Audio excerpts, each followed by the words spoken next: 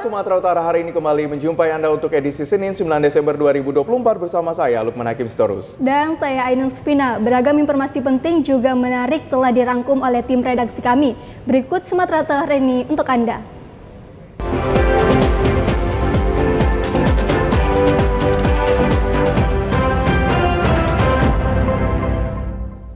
Unit Reskrim Polsek Medan Tembung meringkus oknum pegawai Kejaksaan Negeri Lubuk Pakam beserta teman wanitanya usai melakukan tindak pidana penggelapan puluhan mobil rental di wilayah Kota Medan, Sumatera Utara. Petugas unit Reskrim Polsek Medan Tembung berhasil menangkap oknum pegawai Kejaksaan Negeri Lubuk Pakam Ronald Fransius Situmorang bersama teman wanitanya Wasti Sinaga. Keduanya ditangkap petugas di dua lokasi berbeda di Kabupaten Deli Serdang. Tanpa memberikan perlawanan, keduanya langsung diboyong ke Polsek Medan Tembung untuk diperiksa lebih lanjut atas perbuatan menggelapkan puluhan mobil rental dari para korban. Petugas mengamankan barang bukti 6 unit mobil mewah berbagai jenis milik para korban. Kena mobil mewah rentalan ini disita petugas dari tangan kedua tersangka. Modus penggelapan ini dilakukan dengan cara pelaku Wasti Sinaga berperan mencari mobil rental, sementara Ronald Situmorang menggadaikan mobil korban dengan penawaran harga 30 sampai 50 juta rupiah. Yaitu kasus penipuan penggelapan. Saya sampaikan bahwa kasus penipuan penggelapan terhadap korban pemilik mobil yang modusnya adalah meminjam atau sewa kendaraan atau rental kendaraan, ini merupakan tindak pidana yang cukup meningkat jumlah atau kuantitasnya. Untuk mempertanggungjawabkan perbuatannya, kedua pelaku kini telah ditahan di Polsek Medan Tembung. Keduanya dikenakan pasal 378 dan 372 KUHP tentang penipuan dan penggelapan dengan ancaman hukuman di atas 5 tahun penjara. Pemirsa, tim SAR gabungan berhasil mengevakuasi korban terakhir dari bencana banjir bandang yang melanda Desa Martelu dan Desa Ketangkuhan, Kecamatan Sibolangit, Kabupaten Deli Serdang. Dengan demikian, total sudah 6 orang yang telah berhasil dievakuasi. Hari ke-15 pencarian, tim gabungan melakukan evakuasi korban banjir bandang di Desa Martelu, Dusun 1 dengan menggunakan alat pemecah batu dari pihak kepolisian Dit Samapta Poldasu dan dibantu oleh warga serta masyarakat dengan cara membentang terpal di bagian aliran hulu sungai agar debit air berkurang di titik lokasi evakuasi korban, sehingga memudahkan tim untuk melakukan evakuasi. Kepala Bidang Pencegahan dan Kesiapsiagaan BPBD Kabupaten Deli Serdang, Agus Salim Pane mengatakan pencarian dilakukan di lokasi longsor yang curam dengan kemiringan mencapai 70 derajat dan dipenuhi material batu tajam. Dalam upaya pencarian, tim juga menggunakan anjing. Tim akhirnya berhasil menemukan korban dalam kondisi meninggal dunia. Saat ini korban bernama Gerge Barus sudah berhasil dievakuasi dan dibawa menuju ke Rumah Sakit Bayangkara Medan untuk dilakukan autopsi. Mayat ataupun korban 2 orang yang di Desa Martelu, Kecamatan Sibolangit, bahwasanya hari ini Minggu tanggal 8 Desember 2024, tim gabungan pencarian dari unsur tim SAR di Samapta Poldasu, BPBD, Provinsi Sumatera dan BPBD sedang telah berhasil mengevakuasi korban yang terakhir yang dapat ditinggal sedalam 2,5 meter. Ini satu Desa Ketangkuhan, Kecamatan Sibolangit. Operasi pencarian dan evakuasi korban banjir bandang di Desa Martelu dan Desa Ketangkuhan pada hari Minggu 8 Desember 2024 oleh tim gabungan resmi ditutup. Jalan penghubung 3 desa menuju pusat kota Kecamatan Linggabayu, Mandailing, Natal rusak dan berlumpur. Hal ini dikarenakan cuaca hujan yang kerap mengguyur wilayah Mandailing, Natal sejak 1 bulan terakhir. Beginilah perjuangan para siswa dan warga yang melintasi jalan rusak dan berlumpur saat berpergian menuju kota Kecamatan Linggabayu, Kabupaten Mandailing, Natal. Tidak jarang para siswa yang berada di Desa Kampung Baru, Desa Lobung, dan Desa Simpang Koje di Kecamatan Linggabayu tergelincir saat berangkat sekolah. Sebagian para siswa terpaksa turun dari sepeda motor saat melintasi jalan rusak berlumpur. Jalan rusak penghubung 3 desa menuju pusat kota kecamatan Linggabayu diperparah akibat cuaca hujan yang kerap mengguyur wilayah ini sejak 1 bulan terakhir. Kerusakan jalan sudah terjadi sejak beberapa tahun terakhir yang hingga sampai saat ini belum ada perbaikan yang dilakukan pemerintah daerah. Kondisi jalan ini bisa berlangsung selama musim penghujan, lebih kurang kalau tidak salah ya Pak ya, selama sudah berlangsung 3 minggu ya Pak kalau tidak salah. Setahu saya yang tinggal di sini di Desa Kampung Baru belum pernah ada perbaikan, belum ada perhatian ya, terutama dari pemerintah Kabupaten Mandailing Natal ya Pak ya. Mungkin kondisi ini belum pernah dilaporkan, mungkin ya Pak ya, belum pernah dilaporkan ke pihak-pihak berwajib, entah ke Ibu Kota Kecamatan Siripak, Kecamatan Linggabayu ya Pak ya. Harapan saya sebagai masyarakat di sini ya, secepatnya lah dibantu kami. Secepatnya memperbaiki jalan menuju 3 desa, sehingga para siswa lebih nyaman untuk berangkat sekolah maupun pusat kota Kecamatan Linggabayu.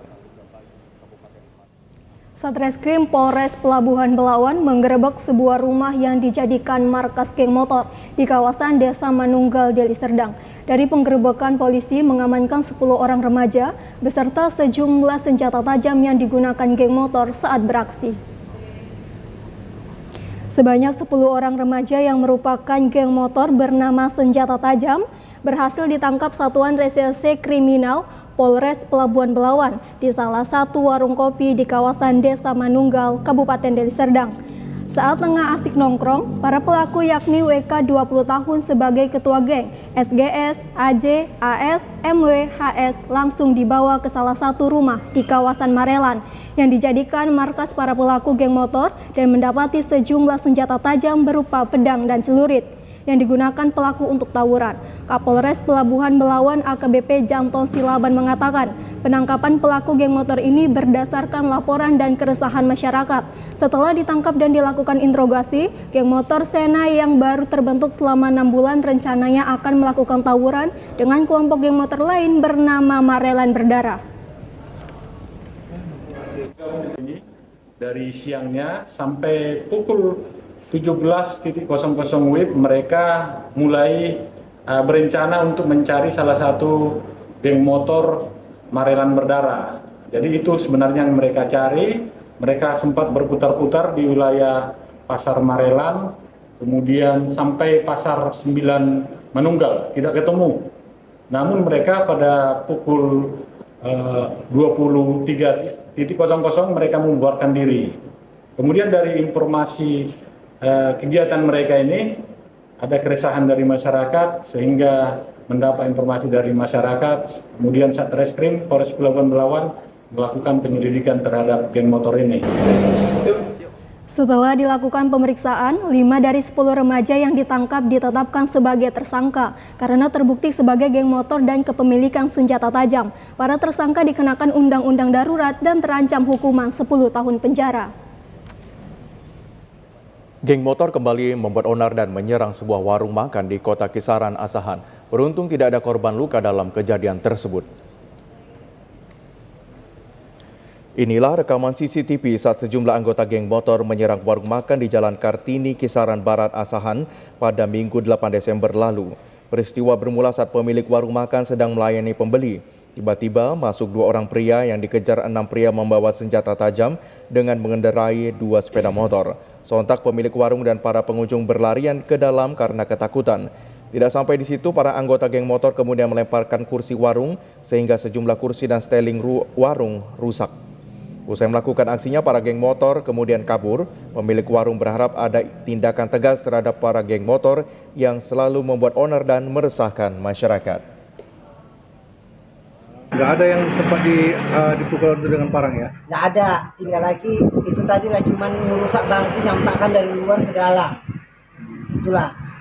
Jadi dengan kejadiannya apa harapan abang terhadap polisi, bang? Ya harapannya semoga Kabupaten Asahan yang namanya cari makan dari pagi atau sampai malam atau sampai ke pagi, semoga aman-aman, nggak ada yang namanya gemo-gemo kayak gini, bang. Satuan Reserse Narkoba Polres Padang Sidempuan berhasil mengungkap aksi seorang bandar narkoba yang mengelabui petugas dengan menyebarkan berita hoaks di salah satu media sosial. Petugas melakukan penggerebekan di rumah pelaku dan menemukan barang bukti narkoba jenis sabu-sabu seberat 16,32 gram.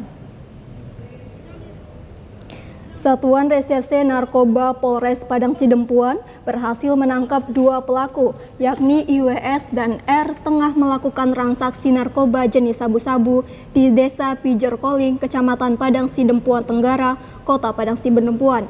Pelaku menyembunyikan barang bukti narkoba jenis sabu-sabu seberat 16,32 gram di belakang rumah warga. Terkuaknya penangkapan tersebut disebabkan pelaku R yang merupakan seorang bandar menyebarkan berita hoaks di Facebook bahwa di Jalan Dwi Kora Pijerkoling, Kecamatan Padang Sidempuan Tenggara, marak dengan peredaran narkoba dengan menggunakan akun palsu bernama Siska Rahmadani. Menanggapi postingan yang sempat viral di media sosial, petugas Satres Narkoba melakukan penyelidikan terhadap akun tersebut bekerja sama dengan Cybertroop. Polres Padang Sidempuan menyimpulkan bahwa postingan tersebut hoaks dan sengaja dibuat pelaku untuk mengelabui pihak kepolisian. Di hadapan petugas, pelaku R mengakui bahwa tindakan tersebut dilakukan dengan tujuan agar aktivitas jual beli sabu-sabu yang dilakukannya di kawasan tersebut dapat berjalan dengan leluasa dan dapat mengalihkan perhatian kepolisian. Sesudah kita amankan oleh Satres Narkoba Polres Padang Sidempuan, kedua pelaku tersebut didapat barang bukti dari inisial I, lalu melakukan penggeledahan di seputaran kediaman inisial R, kemudian mendapat lagi barang bukti yang diduga sabu seberat 16,15 gram. Demikian. Kami masih memiliki beragam informasi aktual lainnya. Tetaplah bersama kami di Sumatera Utara hari ini.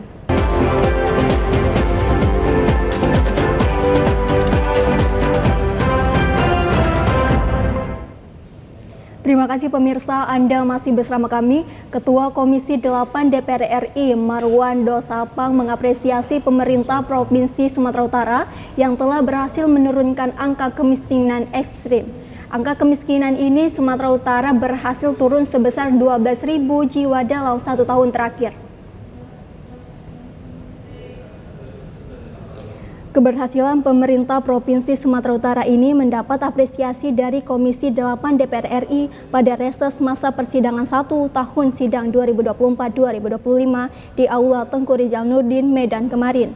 Pejabat Gubernur Sumatera Utara, Agus Fatoni memaparkan, berdasarkan data BPS Sumatera Utara, tingkat kemiskinan di Provinsi Sumatera Utara mengalami penurunan dari 8,15% pada Maret 2023 menjadi 7,99% pada Maret 2024. Pencapaian ini menunjukkan kinerja yang lebih baik dibandingkan dengan angka nasional yang tercatat 9,3% pada tahun 2024. Angka kemiskinan mengalami penurunan 12.000 jiwa dari tahun sebelumnya dengan persentase kemiskinan ekstrim 0,54% pada tahun 2024. Menurut Fatoni, dengan capaian tersebut akan memberikan dampak ekonomi masyarakat di Sumatera Utara.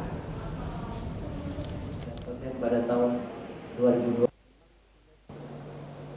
bersedia mengabdi. Kita sekarang mengembangkan ke daerah-daerah dan tadi udah kita lihat kerjasama yang ada tadi. Dan diharapkan secara organisasi sesuai arahan dari PB tadi supaya semakin besar. Nah, terkait dengan prestasi, kita tetap mengikuti yang dulu yang telah pernah dibuat TC dan kita akan terus TC terus sampai 4 tahun ke depan kita tetap. Sanggang Hutagalung resmi dilantik sebagai Ketua Pengurus Provinsi Pengprov Institut Karatedo Indonesia INKAI Sumatera Utara masa bakti 2024-2028. Berkomitmen siap membesarkan dan melahirkan atlet berprestasi di tingkat dunia. Pelantikan Pemprov INKAI Sumatera Utara masa bakti 2024-2028 dipimpin oleh Wakil Ketua Umum 1 Pengurus Pusat INKAI Profesor Beni Rianto, ditandai dengan sumpah janji dan penyerahan bendera Pataka di Medan kemarin. Ketua Panitia Rikson Siboya mengatakan selain pelantikan Pemprov INKAI Sumut, juga turut dilakukan pembukaan Gasuku, dilanjutkan dengan ujian dan zona 1 Sumatera, diikuti atlet Karatedo Sumut dan Nangro Aceh Darussalam. Ketua INKAI Sumut Sanggam Hutagalung dalam sambutannya mengatakan, menjalankan program kerja meningkatkan kerjasama, mendirikan sekolah karate do terwujudnya atlet berprestasi di tingkat nasional hingga internasional. Kita sekarang mengembangkan ke daerah-daerah dan tadi udah kita lihat kerjasama yang ada tadi. Dan diharapkan secara organisasi sesuai arahan dari PB tadi supaya semakin besar. Nah, terkait dengan prestasi kita tetap mengikuti yang dulu yang telah pernah dibuat TC dan kita akan terus TC terus sampai 4 tahun ke depan kita tetap latihan TC untuk atlet-atlet yang telah dipilih dan ini prioritas kita dan tidak boleh berhenti. Jadi saya rasa dengan keaktifan itu pasti akan muncul atlet yang berprestasi. Hal ini saya tetap masih optimis karena sebagian besar dari pengurus yang sekarang ini adalah pengurus pada periode sebelumnya. Termasuk Pak Ketua ini dulu adalah jabatannya sebagai wakil ya. Ketua harian. Oh, ketua harian ya. Apalagi ketua harian sekarang naik jadi ketua umum. Dalam kesempatan itu, Pemprov Inkai Sumut dipimpin Sanggam Hutagalung melakukan penandatangan kerjasama pembinaan atlet karate kepada beberapa yayasan sekolah maupun perguruan tinggi di Sumatera Utara. Sementara itu, dalam upaya melahirkan atlet berprestasi di cabang olahraga karate, dibutuhkan pembinaan yang baik termasuk peranan Pemprov Sumut sehingga pencapaian program kerja pengurus Inkai Sumut dapat terwujud. Untuk mewujudkan atlet prestasi tersebut, pengurus Provinsi Institut Karate Do Indonesia Pemprov Inkai Sumatera Utara melaksanakan galsuku serta ujian dan zona 1 Sumatera diikuti 60 atlet berasal dari Sumatera Utara maupun Aceh. Galsuku serta ujian dan zona Sumatera dipimpin Ketua Dewan Guru Inkai Abdul Qadir. Sekretaris Christine PS Tarore di Medan kemarin berlangsung dengan berbagai agenda kegiatan penilaian selama 2 hari. Kegiatan tersebut merupakan rangkaian kegiatan program kerja Pemprov Inkai Sumut dipimpin oleh Sanggam Hutagalung sebagai wujud komitmen dalam mengembangkan atlet berprestasi. Salah seorang atlet karate yang juga menjabat Wakil Ketua DPRD Provinsi Sumatera Utara, Surtato mengatakan dirinya terlibat dalam cabur karate sebagai inspirasi dalam pengembangan atlet di Sumatera Utara. Prestasi atlet cabur karate Sumatera Utara menyumbangkan 3 medali emas pada PON 21, beberapa waktu lalu mampu Sumut meraih ranking keempat. Guna meningkatkan prestasi atlet terbaik tersebut, dibutuhkan peranan Pemprov Sumut sehingga dapat mengharumkan daerah hingga ke tingkat nasional dan internasional. Pembinaan secara dini dan juga support dari pemerintah provinsi untuk bisa lebih optimal dalam memberikan pembinaan tentu saya dalam penganggaran untuk bisa dana pembinaan kepada cabang olahraga khususnya di karate. Saya baru saja mengikuti kenaikan dan di Inkai, maka saya juga menggeluti bidang karate karena memang ini memberikan inspirasi untuk sama-sama kita bisa meningkatkan karate di Sumatera Utara. Kami yakin bahwa semangat para karateka Sumatera Utara dalam rangka membawa nama harum Sumatera Utara akan lebih bisa ditingkatkan.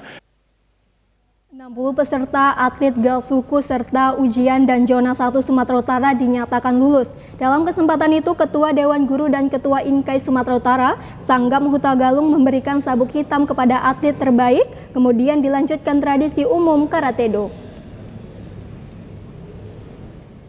Pucuk pimpinan Huria Kristen Batak Protestan terpilih Pendeta Dr. Victor Tinambunan MST beserta Sekretaris Jenderal, 3 Kepala Departemen dan 32 preses yang terpilih dalam Sinode Godang HKBP ke-67 dilantik pada ibadah Minggu di Gereja HKBP PA Raja Tarutung kemarin.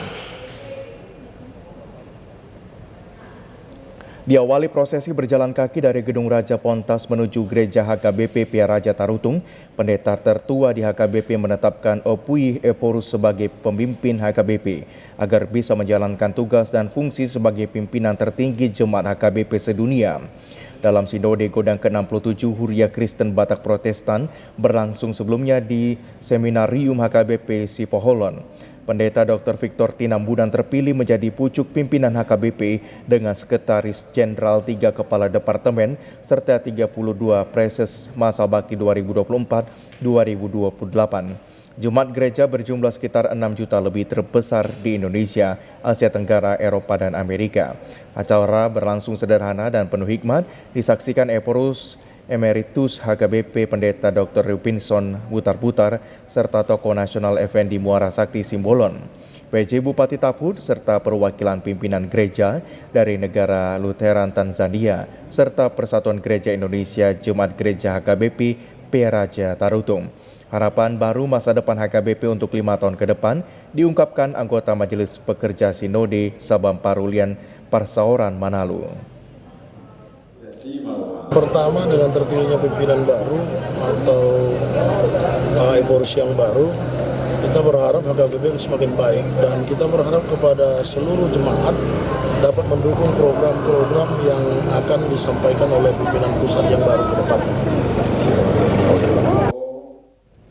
Diharapkan pimpinan Eporus yang baru HKBP ke depan lebih baik dan jemaat mendukung penuh program-program dalam mewujudkan HKBP lebih baik. PT Kantor Pos Porsea kembali menyalurkan bantuan beras 10 kg untuk periode bulan Desember tahun 2024 bagi keluarga penerima manfaat untuk warga 5 desa Kecamatan Permaksian. Pantauan di lapangan warga rela antri saat penyaluran bantuan beras 10 kg tersebut yang dilaksanakan di kantor Pos Porsea, Jalan Patuan Nagari, Kelurahan Pasar Porsea, Kecamatan Porsea, Kabupaten Toba pada hari ini.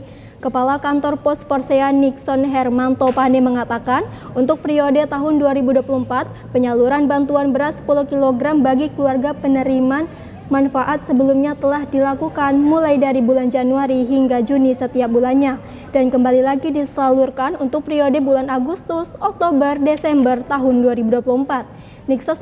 Nixon menjelaskan bahwa untuk penyaluran periode bulan Desember tahun 2024 kali ini disalurkan untuk 400 KK bagi warga 5 desa yaitu Desa Banjar, Ganjang, Jonggi Manulus, Dolok Nauli, Bius Gu Barat, Lumban Kuala, Kecamatan Permaksian.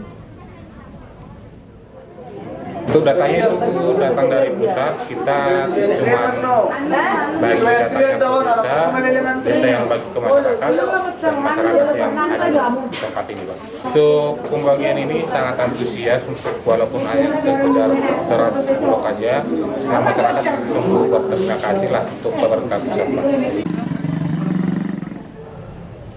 Beragam informasi menarik lainnya akan kami sampaikan usai jeda berikut. Tetaplah bersama kami di Sumatera Utara hari ini.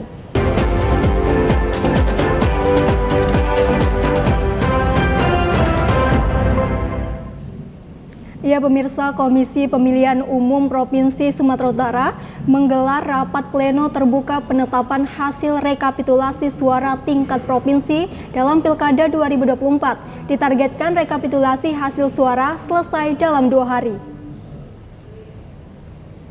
KPU Sumatera Utara mulai melaksanakan rekapitulasi hasil perhitungan perolehan suara untuk pemilihan gubernur dan wakil gubernur Sumatera Utara.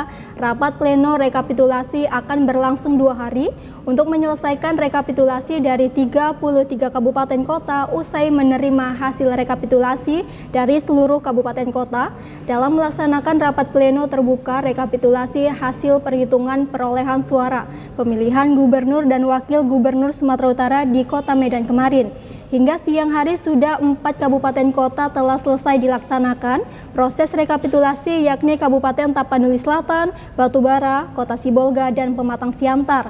Kabupaten Karo sebelumnya sempat dilakukan rekapitulasi, namun masih tertunda sebab masih ada data yang akan dilengkapi. Ketua KPU Sumatera Utara, Agus Arifin mengatakan tingkat partisipasi dari 5 kabupaten kota tergolong tinggi, yang rata-ratanya melebihi 60%. Untuk perolehan suara sementara pasangan calon nomor urut 1, Bobi Nasution Surya memimpin perolehan suara di 5 kabupaten kota.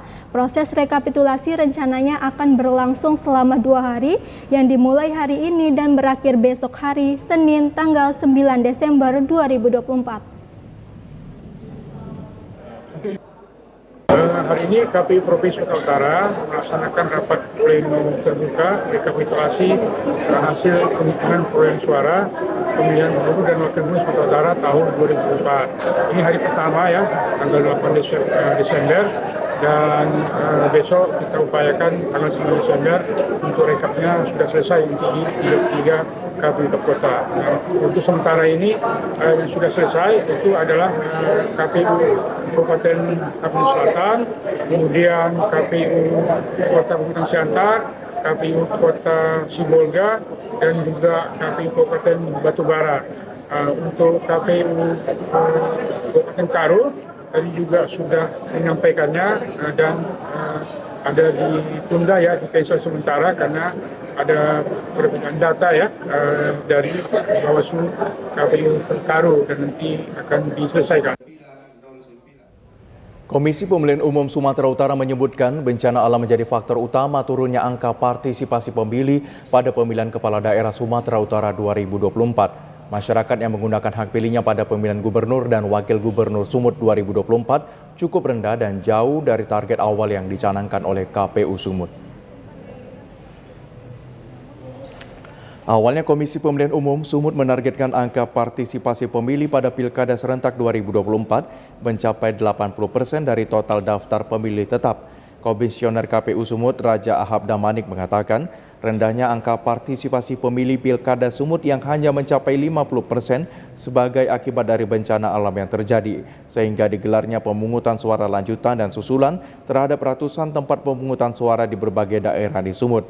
Raja menegaskan rendahnya angka partisipasi pemilih ini bukan soal gagal atau tidaknya penyelenggara. Penyelenggaraan Pilkada dapat terlaksana meski terdapat kendala bencana alam. Di catatan evaluasi bagi kita, pelaksanaan ini tentunya ada unsur kesengajaan dari penyelenggara sehingga partisipasi ini menjadi kurang baik lah kita katakan. Ya, ini lebih dari karena alasan faktor alam yang pada saat pemungutan suara di 27 November yang lalu kondisinya kita sama tahu bahwa hampir seluruh wilayah Sumatera Utara itu kan diguyur hujan lebat ya. Jadi ada beberapa titik yang kemudian banjir itu menyebabkan 116 TPS kita lakukan pemungutan suara susulan maupun pemungutan suara lanjutan. Nah, itu menjadi dampak sehingga partisipasi itu bisa kita katakan agak sedikit menurun ya. Sebanyak 110 TPS di Sumut melakukan pemungutan suara susulan dan 6 TPS melakukan pemungutan suara lanjutan akibat dari bencana alam seperti banjir dan longsor yang terjadi di sejumlah daerah di Sumut. Ya pemirsa, pekerja migran mendapat dukungan dari pemerintah karena selain menjadi penyumbang devisa yang besar juga mampu mengurangi angka pengangguran. Jika selama ini pekerja migran lebih banyak pada sektor informal, pemerintah berupaya tingkatan pekerja migran pada sektor formal.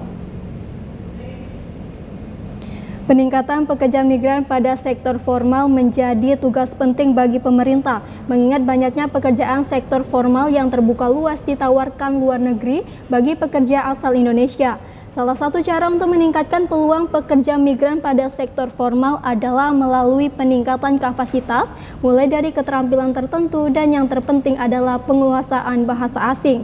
Di Provinsi Sumatera Utara, Dinas Tenaga Kerja dan Balai Pelatihan Kerja serta Balai Besar Pelatihan Vokasi dan Produktivitas BBPVP Medan setiap tahun berupaya meningkatkan jumlah peserta pelatihan bagi calon pekerja khususnya untuk calon pekerja migran.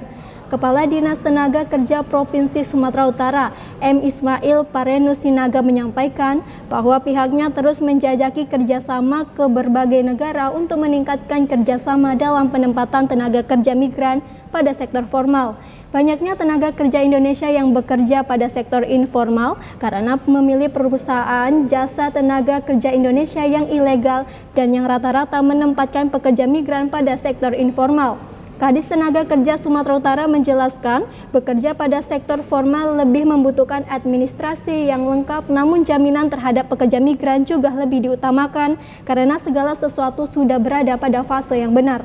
Untuk itu, pemerintah melalui Kadis Tenaga Kerja berharap calon pekerja migran lebih selektif dalam memilih perusahaan jasa tenaga kerja yang terdaftar dan penempatan kerjanya juga sesuai dengan keahlian yang dimiliki. Kami melihat peluang sektor formal pekerja migran kita di luar negeri ini masih sangat potensial untuk dikembangkan. Beberapa negara itu sudah membuka kesempatan bagi pekerja-pekerja kita bekerja di negaranya. Jadi sektor formal dimasukkan adalah jenis-jenis pekerjaan yang mana pekerja kita ke sana bekerja berdasarkan dokumen lengkap termasuk sampai ke kontrak kerjanya. Jadi misalkan baik itu menjadi pengasuh anak, misalkan jadi perawat, manufaktur, perhotelan, itu adalah sektor-sektor yang selama ini juga ditawarkan dari negara-negara luar dan ini potensinya sekali lagi masih sangat besar.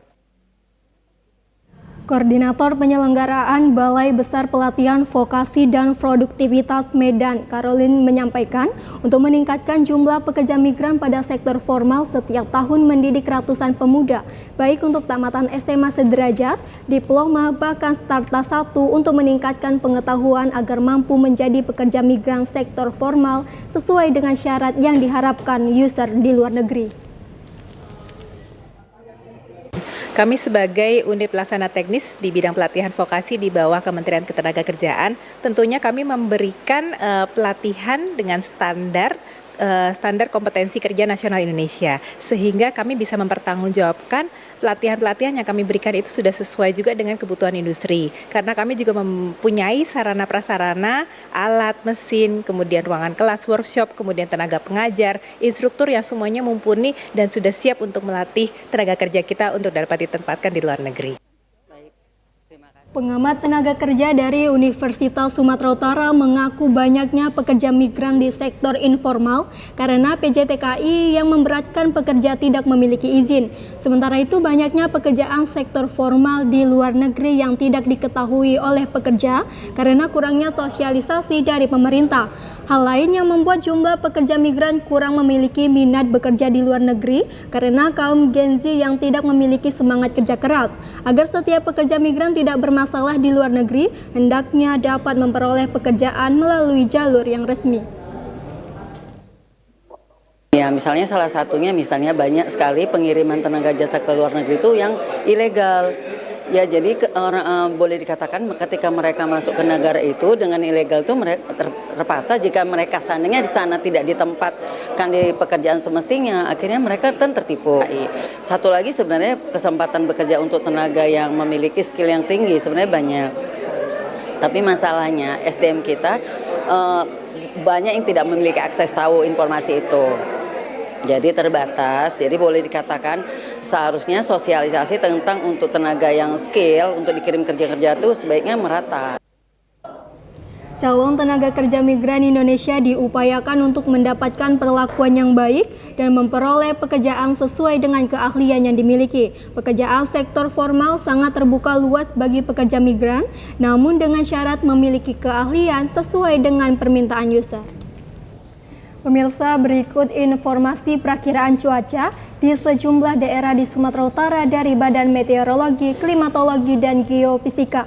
Wilayah 1 Medan berlaku pada tanggal 10 Desember 2024. Halo Sobat BMKG, kembali bersama saya Nancy Nini Tambunan, Prakirawan BMKG Wilayah 1 Medan, yang akan memberikan informasi perakiraan cuaca dan hotspot Provinsi Sumatera Utara untuk hari Selasa, tanggal 10 Desember 2024. Pagi hari diperkirakan cerah berawan dan berpotensi terjadi hujan ringan di sebagian wilayah Sumatera Utara, di mana hujan ringan berpotensi terjadi di wilayah Asahan, Dairi, Humbang Hasundutan, Karo, Kota Padang Sidempuan, Kota Sibolga, Labuhan Batu Utara, Mandailing Natal, Pakpak Barat, Samosir, Serdang Bedagai, Tapanuli Utara, Tapanuli Selatan, Tapanuli Tengah, dan sekitarnya. Untuk siang hingga sore hari, diperkirakan berawan dan berpotensi terjadi hujan ringan hingga lebat di sebagian besar wilayah Sumatera Utara.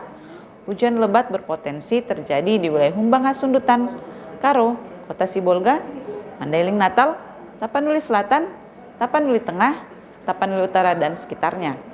Untuk malam hari, diperkirakan berawan dan berpotensi terjadi hujan ringan hingga lebat di sebagian besar wilayah Sumatera Utara. Hujan lebat terjadi hampir merata di seluruh Kepulauan Nias. Untuk dini hari, diperkirakan berawan dan berpotensi hujan sedang di wilayah Nias Selatan dan Nias Utara. Suhu udara diperkirakan berkisar 15 sampai 33 derajat Celcius dengan kelembaban udara 78 sampai 98%. Angin bergerak dari arah tenggara hingga barat daya dengan kecepatan 4 sampai 25 km per jam.